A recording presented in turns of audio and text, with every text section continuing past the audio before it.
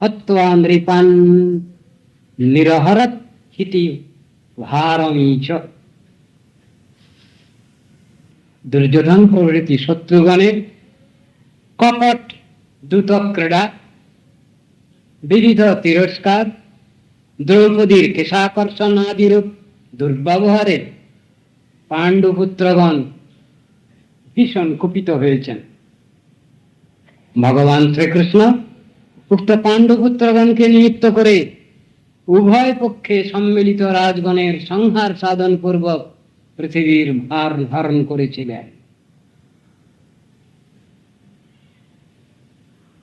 সবাই মিলেমিশে চলো, মিলেমিশে থাকো, এটা হলো ভগবানের ইচ্ছা, গুরুবর্গের ইচ্ছা, সাধু গুরু বৈষ্ণবগণের ইচ্ছা। সবাই মিলেমিশে চলো, পৃথিবীর লোক তোমরা সবাই মিলেমিশে চলো। কিন্তু হচ্ছে না। এখানে যারা কৌরব তারাই সমস্ত পৃথিবী ভোগ করবার জন্য ব্যস্ত, সেখানে দিচ্ছে না পাণ্ডবগণকে কিছু, যদিও তারাও হকদার সম্পত্তির। ভগবান এটা সহ্য করতে পারছেন না। তিনি খবর নিয়েছেন,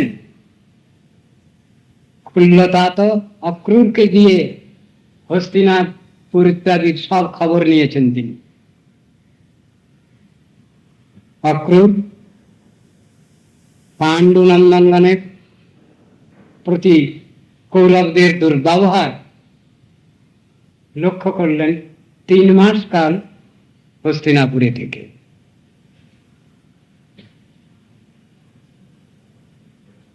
তারপরে ভগবানকে এসে নিবেদন করেছেন এই ব্যাপার, এই ব্যাপার। তাই এখানে বলছেন পৃথিবীর ভারণ করতে যাচ্ছেন ভগবান। কেন? সমদর্শী ভগবান, বিষমদর্শী কৌরবগণ, বিষমদর্শী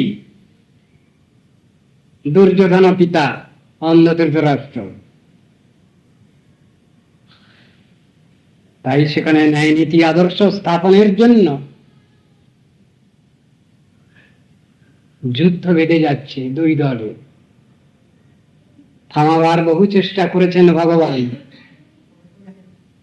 দূত হয়ে তিনি গেছেন অন্ধ ধৃতরাষ্ট্রের কাছে, জ্যেষ্ঠ পুত্র দুর্যোধনের কাছে, কিন্তু তারা কোনো কথাই শোনেননি কৃষ্ণের।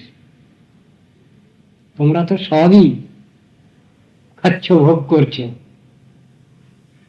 এই পাণ্ডবগণ তো এই সম্পত্তির অধিকারী,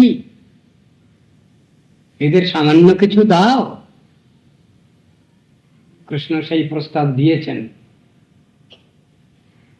কিন্তু শোনেননি অন্ধ ধৃতরাষ্ট্র বা দুর্যোধন আদি পুত্রগণ, বরং উল্টো কথা বলেছেন। বিনা যুদ্ধে নাহি দিবস সুচক্রমেদিনী, সুচক্রেণ বিদ্যেন যাচ মেদিনী, তদর্থং নাহি দাস্যামি বিনা যুদ্ধেন কেশব।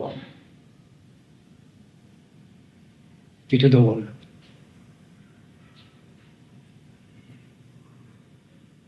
কৃষ্ণ তখন বলেছেন, হ্যাঁ তোমরা দেবে না তা আমি জানি, কিন্তু আমি শেষ চেষ্টা করে গেলাম, একটা মিলমিশ করবার জন্য, মিটমাট করবার জন্য এসেছিলাম আমি। কিন্তু যখন শুনছ না তোমরা, আমার আর কিছু করবার নেই।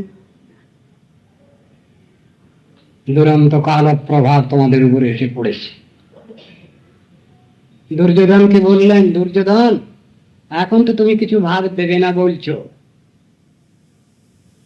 কিন্তু কুরুক্ষেত্র মহাসমরে যখন ভীমসেন গদাপ্রহার করবেন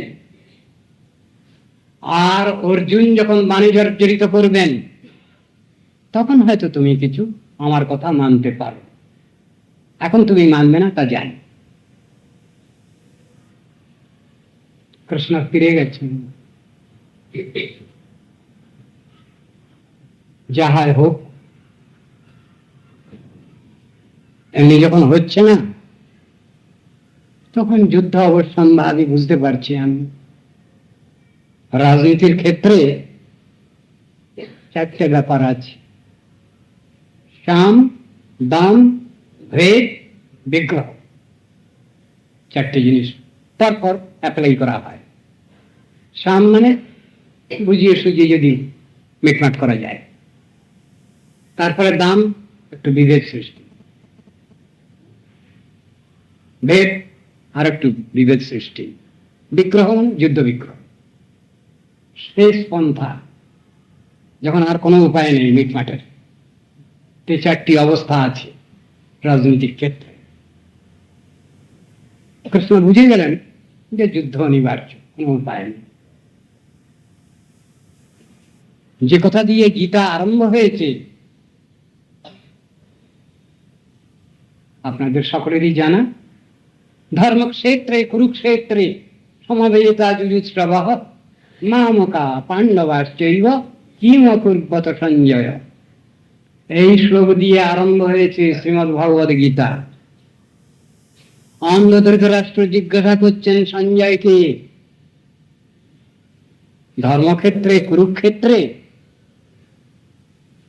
যুযুৎসু রাজন্যবৃন্দ হাজির হয়েছেন কৌরব পাণ্ডব পক্ষ। প্রশ্ন তার কি? মামকা পাণ্ডবাশ্চৈব কিম অকুর্বত সঞ্জয়। হে সঞ্জয়, আমার ছেলেপেলেরা আর পাণ্ডুপুত্রগণ এরা সেখানে উপস্থিত হয়ে কি করলো? তার ভিতরে সংশয়, সন্দেহ অন্ধ ধৃতরাষ্ট্রের। কি? হাজির যেখানে হয়েছে সে জায়গাটা হলো কুরুক্ষেত্র। তার একটা মহিমা মহাত্মা আছে সে স্থানে। কি? কুরুক্ষেত্রম দেবযজন স্থানম, যেখানে দেবতাগণের আরাধনার বিশেষ সুযোগ সুবিধা আছে। আর কি? তীর্থ, নাম করা তীর্থ। তীর্থে ভগবত ধামে যদি যাওয়া যায়, সাধারণ মানুষ যারা, ঝগড়াঝাটি করা লোক যারা, তাদেরও গিয়ে সেখানে নথি পরিবর্তন হয়ে যায়, শুভবুদ্ধির উদয় হয়। তাই অন্ধ ধৃতরাষ্ট্রের আশঙ্কা, আরে যুদ্ধই তো হোক, যুদ্ধই তো চলবে, কিন্তু আমার মনে একটু সংশয় হচ্ছে, যেহেতু এরা ধর্মক্ষেত্র কুরুক্ষেত্রে হাজির হয়েছে, সুতরাং সেখানে হয়তো একটা মিটমাট করে ফেলতে পারে। কিন্তু আমি চাই না মিটমাট হোক, আমি চাই যুদ্ধ চলুক এবং যুদ্ধে পাণ্ডবগণ পরাজিত হোক, আমার পুত্রগণ ভারত রাষ্ট্রগণ তারাই জয়ী হোক। এই হলো অন্ধ ধৃতরাষ্ট্রের মতলব, তার বুদ্ধি। তা মানুষ ভালো চাইছে কোথায়? ভালো ব্যবস্থা দিলেও তো নিচ্ছে না। সবটাই স্থান কাল পাত্রের পরে নির্ভরশীল, এতে আর অন্য কোনো ব্যাখ্যা নেই।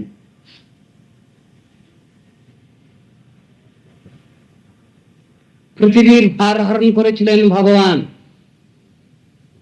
ওই কুরুক্ষেত্রে। যুদ্ধ আরম্ভ হয়, এই ঘটনা ঘটল। ভগবানের উপদেশ নির্দেশ মানতে চাচ্ছে না। দুরবস্থা, দুর্দশা মানুষের। ভালো মন্দের বিচার শাস্ত্রে দেওয়া হয়েছে,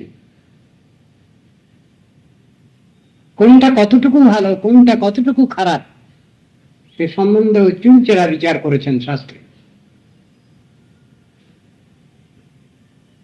ওটা মেনে নিলে প্রত্যেকেরই কল্যাণ হয়, কিন্তু সেই কল্যাণ চিন্তা, মঙ্গল চিন্তা রাখতে পারছেন না কৌরবগণ, যার জন্যে কুরুক্ষেত্র মহাসমর অনিবার্য রূপে এসে যাচ্ছে। ভূভার রাজ প্রীতনা যদুহি নিরস্য গুপ্তৈ সবাহু হি রচিন্তয়ৎ অপ্রমেয়। মন্যে বনের ননু গতত্বগতং হি ভারং যত যাদবং কুলমহ অবিসহ্যমাস্তে। অপ্রমেয় স্বরূপ ভগবান, যাতে আমরা মেপে নিতে পারি না, বুঝে নিতে পারি না, আমাদের ইন্দ্রিয় বৃত্তির পরিমাপের বাইরে যিনি, তিনি হলেন অপ্রমেয় ভগবান। কৃষ্ণ স্বীয় ভুজবল পরিরক্ষিত যাদবগণ দ্বারা পৃথিবীর ভারভূত রাজ সৈন্যগণের বিনাশ সাধন চিন্তা করলেন।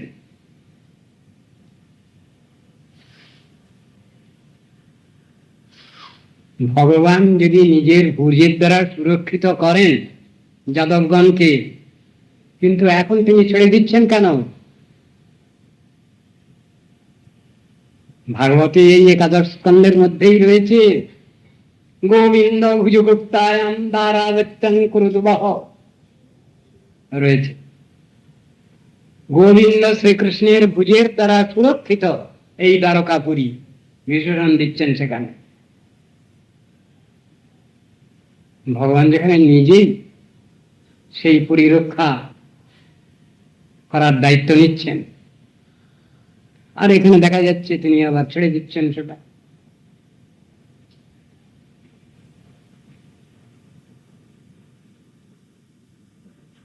তাই বলছেন, যদিও লোকদৃষ্টিতে পৃথিবীর ভার দূরীভূত হয়েছে, তথাপি আমার মনে হচ্ছে এখনো ওটা ঠিক ঠিক দূরীভূত হয় না।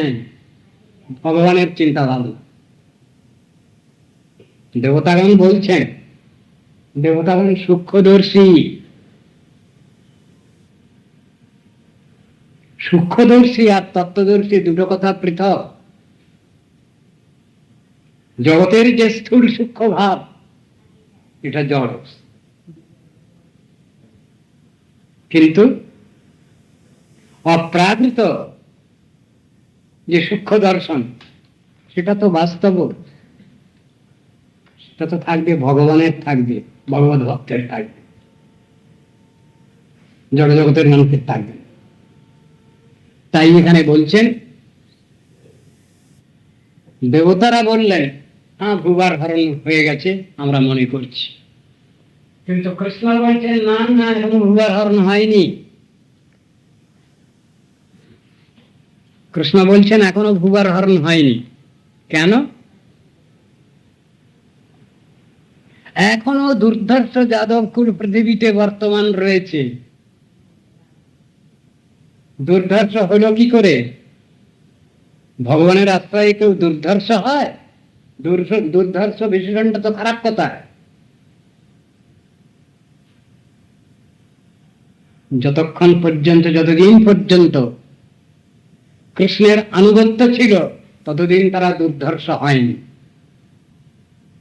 কিন্তু যখনই তাদের বুদ্ধি খারাপ হয়ে গেছে, মূল মালিকের আনুগত্য বাদ দিচ্ছে, তার কথা শুনছে না, তার কথা পালন করছে না, তখন থেকেই তো পরিভবশ্চ ভবেৎ কথঞ্চিন মৎ সংশয়শ্চ ভিবন্নহনশ্চ নিত্যম অন্তঃ কলিং যদুকুলশ্চ বিদায় বেণু স্তম্ভশ্চ বন্যেব শান্তিং পরিনিধাম।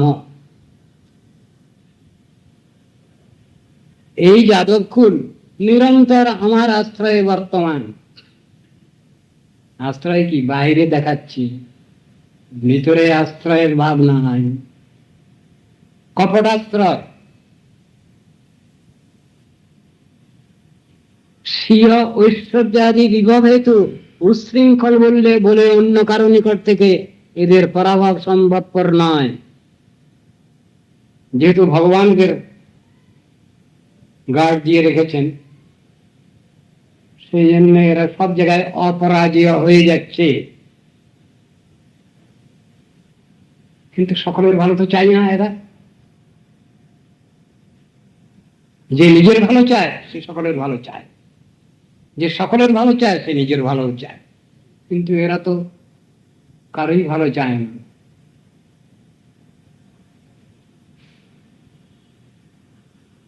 সুতরাং বংশবনের মধ্যে অগ্নি সংযোগের ন্যায় এদের মধ্যেও কলহ উৎপাদিত করে শান্তি লাভ পূর্বক সায়ন নিজ ধামে গমন করব।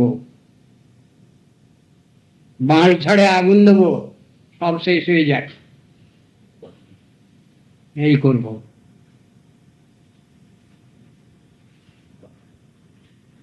মালিক যখন রক্ষা করবার দায়িত্ব রাখছেন না, তখন সর্বনাশ, এমনই দুর্দৈব।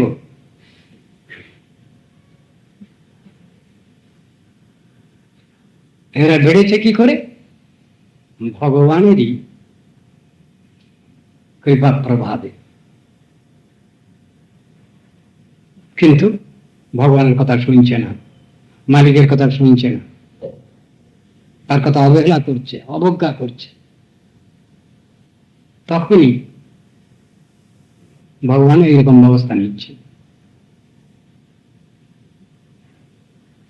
এবং ব্যবসিত রাজন সত্য সংকল্প ঈশ্বর সাপব্যজেন বিপ্রাণং সঞ্জরহে স্বকুলং বিভু। হে রাজন, সত্য সংকল্প সর্বনিয়ন্তা জগদীশ্বর শ্রীকৃষ্ণ এইরূপ নিশ্চয় পূর্বক বিপ্র সাপচ্ছলে স্বীয় যাদব কুলের বিনাশ সাধন করলেন। সর্বনিয়ন্তা, বিশেষন্তা, এখন নিয়মন করছেন না কেন? তিনি জেনেছেন, বুঝেছেন এদের ধ্বংস অনিবার্য। জীবের কর্মফলেতে ভগবান কোন দায়িত্ব রাখেন না। কেন রাখেন না? এটা তো নিরপেক্ষতা। অনাদিসিদ্ধ যে আইন করা আছে যাতে সমস্ত জৈব জগৎ চলছে, সেই আইনের দ্বারাই এরা শাসিত হচ্ছে। যদি বলা যায় ভগবান আমাদের কর্মফল দিচ্ছেন, ভগবান সেখানে প্রতিবাদ করলেন, কৃষ্ণ তোমরা কর্ম করছো, তোমরা যেমন কর্ম করছো সেরকম ফল তোমরা পাচ্ছ। তখন প্রশ্নের উত্তর আসতে পারে, কর্মের ফল ভগবান দিচ্ছেন না? ভগবান বলছেন না, আমি দিচ্ছি না। কেন এই কথা? তুমি যেমন কর্ম করছো সেরকম ফল পাবে। সেখানে ভগবান পরম নিরপেক্ষ। না কর্তৃত্ব না কর্মাণি লোকস্য সৃজতি প্রভু। প্রভু ভগবান, তিনি কর্মফল সৃষ্টি করছেন না, কর্মফল না কর্মফল সংযোগম, তিনি কর্মফল সংযোগ করছেন না। তাহলে কি? স্বভাবস্তু প্রবর্ততে, আইনের দ্বারা ওটা পরিচালিত হচ্ছে। না দত্তে কচ্চিৎ পাপং ন চৈব সুকৃতং বিভু অজ্ঞানী না বৃতং জ্ঞানং তেন মুহ্যন্তি যন্তব। আবার বলছেন কৃষ্ণ গীতায় একথা। ভগবান কারো পাপ গ্রহণ করেন না। না চৈব সুকৃতং বিভু, ভগবানকে যদি কেউ কিছু ভালো দিতে চায় কিছু, তাও নিচ্ছেন না ভগবান। কেন? তিনি তো নিরপেক্ষ। আমার কি হবে?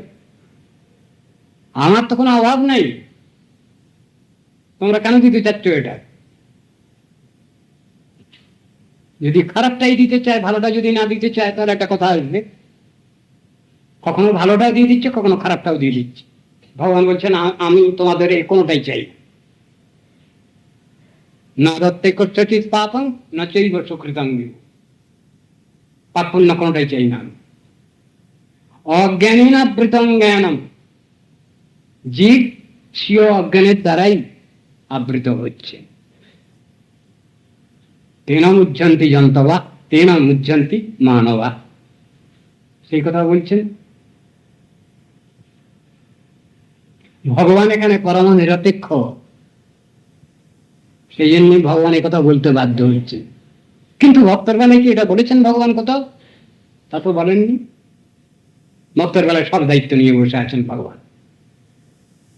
তিনি বলছেন যে ভক্ত আমার পরে সম্পূর্ণ নির্ভর করছে, আমি তারকে সম্পূর্ণভাবে দেখাশোনা করি। সব কিছু, শুধু খাওয়া পড়া থাকা না, সব কিছু, আর্থিক ব্যবহারিক লৌকিক জগৎ এবং পরমার্থ জগৎ, সবটাই আমি দেখাশোনা করি। অভক্তের ক্ষেত্রে এটা হচ্ছে, যদি বলি ভগবান এক চোখও, হবে না তা। ভগবান নিরপেক্ষ।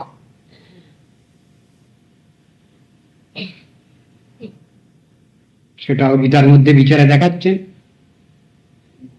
অর্জুনের প্রশ্নের উত্তরে কৃষ্ণ বলছেন, আমি এক চোখ নই গো, আমি সমদর্শী। কোথায় আছে? সমহং সর্বভূতেষু নামে দেশস্তি না প্রিয়। হে অর্জুন, আমি সর্বভূতে সম, আমার ব্যবহার। আমার কেউ দেশও কেউ নেই, আমার প্রিয় কেউ নেই। নামে দেশস্তি না প্রিয়। একটা কথা বলি তোমায়, শোনো, যে ভজন্তি তুমাং ভক্তিয়া ময়ি তে তেষু চাত্মহম। তারই মধ্যে আমার যে ছেলেটা, যে মেয়েটা আমাকে খুব স্নেহ করে, ভালোবাসে, ভালো সেবা করে, তার প্রতি একটু টান টানতেই হয় আমাকে।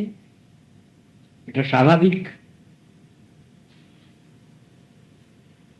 দেখাচ্ছেন তার ভক্তের প্রতি স্নেহ বৈশিষ্ট্য, আশ্রিত জনপালকত্ব তিনি দেখাচ্ছেন। ওটা দায়িত্ব আছে আমার।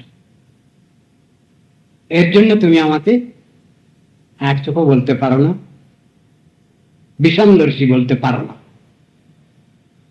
কৃষ্ণ অর্জুনকে বলছি, অর্জুনকে বলা মানে হতভাগা আমরা আমাদের সাবধান করা, খবরদার ভগবানকে এরকম ধরনের তোমরা অপেক্ষাযুক্ত মনে করো না, তিনি পরমনের অপেক্ষা।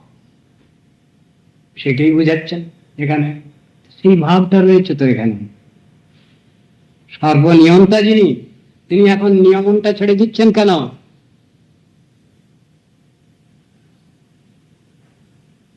বিপ্রসাপচ্ছলে স্বীয় যাদব কুলের বিনাশ সাধন করছেন।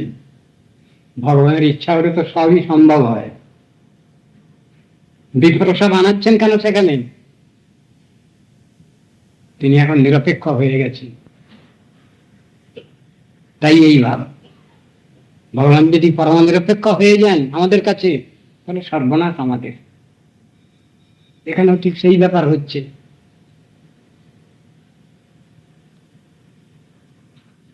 স্বমূর্তিয়া লোকলাবণ্য নির্মুক্তিয়া লোচনং নৃণাম গৃহস্থা স্মরতং চিত্তং পদৈস্তান ইক্ষতাং ক্রিয়া আচ্ছিদ্য কীর্তিং সুশ্লোকাং বিতত্ত ঝঞ্ঝানুকৌ তমোনয়া তরিষ্যন্তি